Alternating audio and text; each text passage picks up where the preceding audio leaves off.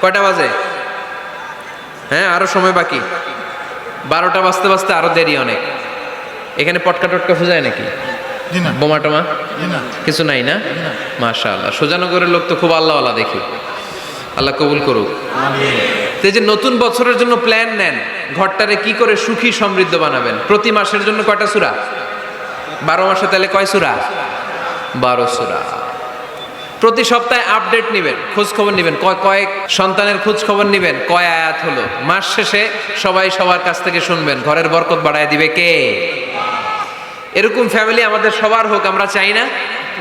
হ্যাঁ, স্ত্রী তার স্বামীকে কোরআন তেলাওয়াত করে শোনায়, স্বামী তার স্ত্রীকে কোরআন তেলাওয়াত করে শোনায়, বাবা তার সন্তানকে কোরআন তেলাওয়াত করে শোনায়, সন্তান তার বাবাকে কোরআন তেলাওয়াত করে শোনায়। আপনার ছেলেমেয়েরা যখন কোরআন পড়ে আওয়াজ করে পড়তে বলেন, যাতে ভুল হলে শুধরে দিতে পারেন।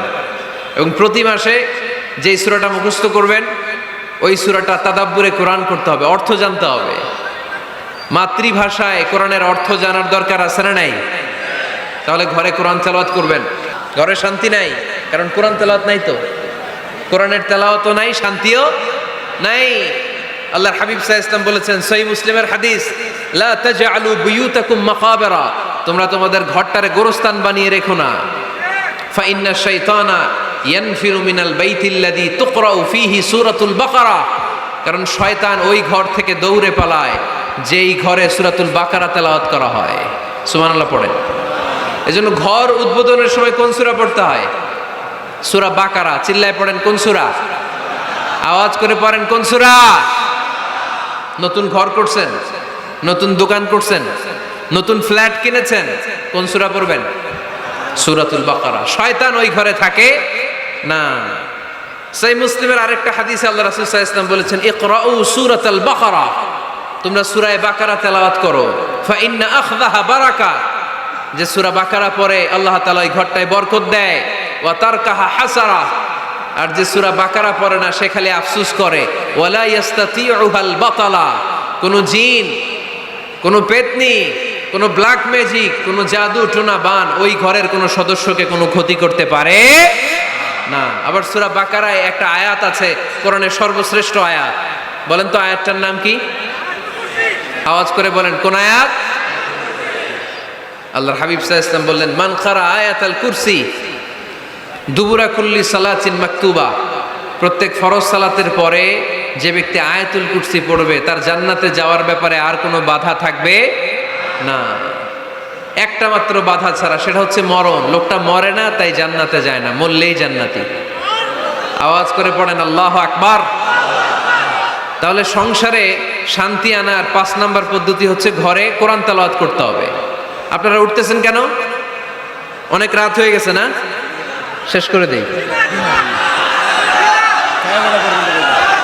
মোনাজাত তুলি, হাত তোলেন, আল্লাহুম্মা আমিন। হাত তোলেন, হাত তোলেন। অনেকে পোশাক করবে তো ঠান্ডার দিন। কি দোয়া করবেন না? আরো কয়েক মিনিট শুনবেন? মাঝখান দিয়ে যে 2-4 জন উঠা বসা করতেছেন কেন? পেশাব ধরছে এটা? আচ্ছা ঠিক আছে।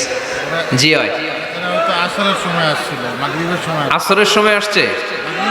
ওরে আল্লাহ রে, মাগরিবের সময় আসছে। মাগরিবের সময় আসছেন কে কে দেখি? এখন বাজে 10টা 40, এতক্ষণ ধরে বসা? হাত নামান। আসরের সময় আসছেন কারা কারা দেখি? আসর থেকে বসা, হাত নামান। জোহরের সময় আসছেন কারা দেখি? জোহরের সময় চলে আসছো তোমরা। আল্লাহ তুমি কবুল করো, আজকের মাহফিলটারে নাজাতের ওসিলা বানাও।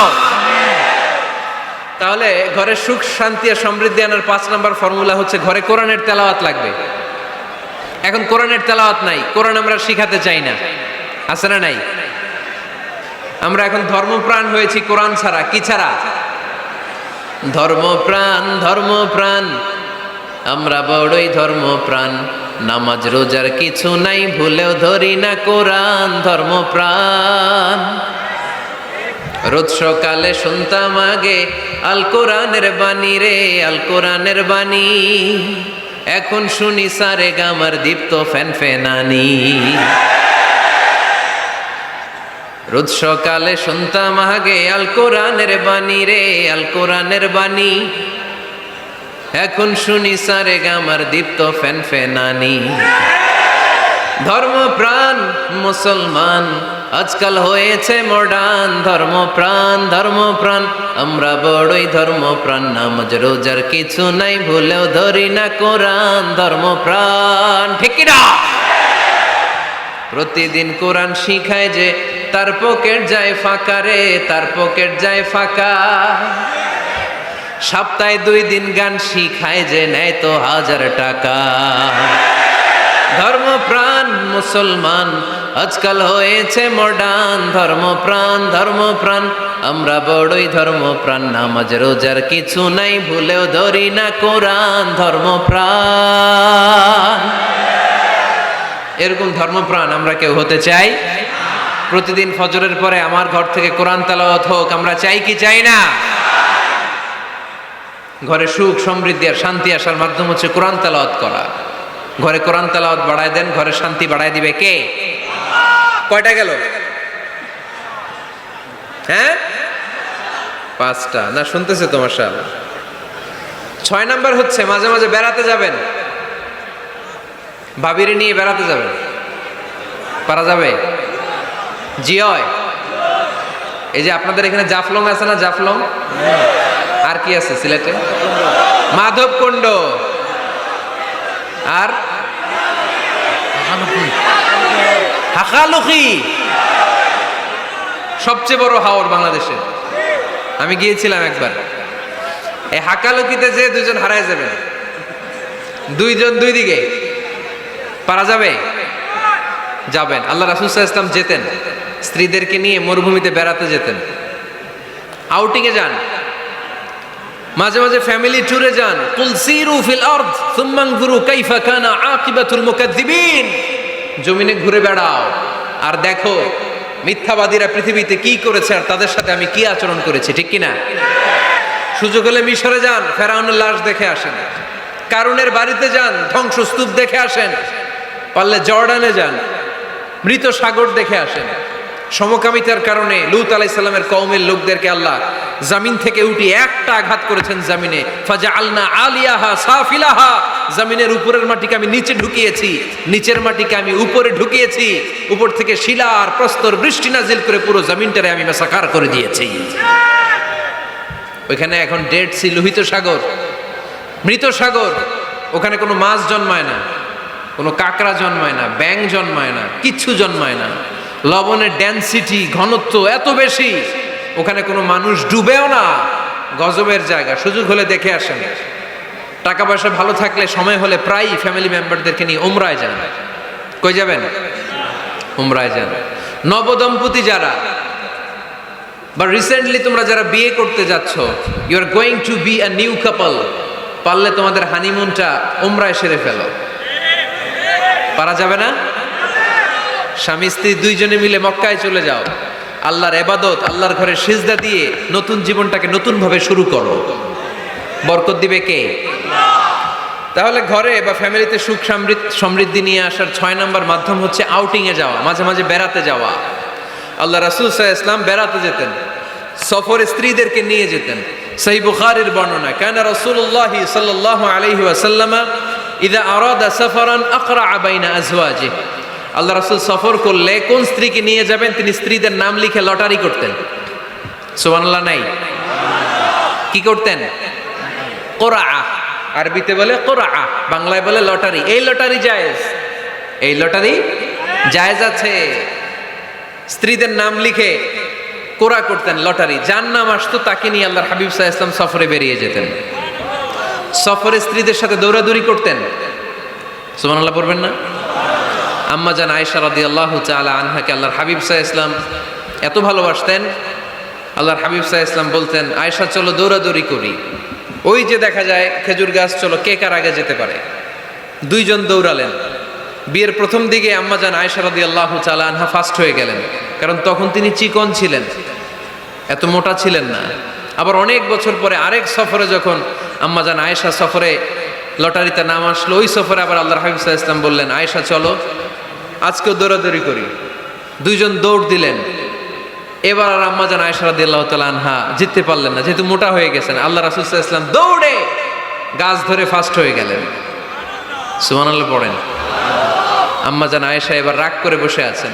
আল্লাহর হাবিব সাল্লাল্লাহু আলাইহি ওয়াসাল্লাম বললেন, হাযিহি সাবকাতু বিতিলক, ওই যে কয়েক বছর আগে আয়েশা একদিন রাতে তুমি আমারে হারাই দিছিলা, আজকে তোমারে হারাইয়া ওটার প্রতিশোধ তুলে নিলাম। সুবহানাল্লাহ পড়তে পারলেন না? কি ভালোবাসাবাসী ছিল, কি খুনসুটি ছিল, কি আদর্শ আগের সমৃদ্ধ সুখী শান্তির একটা সংসার ছিল বিশ্বনবী সাল্লাল্লাহু আলাইহি ওয়াসাল্লামের। তিনি স্ত্রীদের সাথে খোশ গল্প করতেন, বিনোদন করতেন, হাসি ঠাট্টা করতেন। তবে এই বিনোদন ছিল সুস্থ বিনোদন, এই রসিকতা ছিল সুস্থ রসিকতা, ঠিক কিনা? তা আমরা এটা করতে চাই না। অনেকের চেহারা, আমাদের চেহারার মধ্যে কোনো হাসি নাই, খালি রাগ আর রাগ, আছে না নাই? অনেকে দেখবেন 5 বছরও একবারও হাসে নাই। সুজানগরে আলহামদুলিল্লাহ এরকম নাই। সুজানগরের এই যে সবাই হাসতেছে, সবার মুখে হাসি। হাসবেন, মুচকি হাসবেন, মুচকি হাসি দেওয়া সুন্নাত। আর মুচকি হাসতে পয়সা লাগে না। পয়সা লাগে তো হাসেন না কেন? মুচকি হাসেন, হাসি দেওয়া সুন্নাত।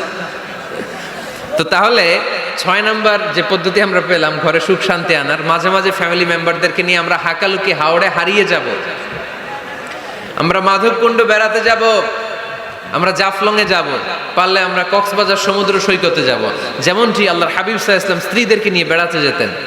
ইনশাআল্লাহ পড়েন। পারবেন তো? যাবেন তো সবাই? আচ্ছা।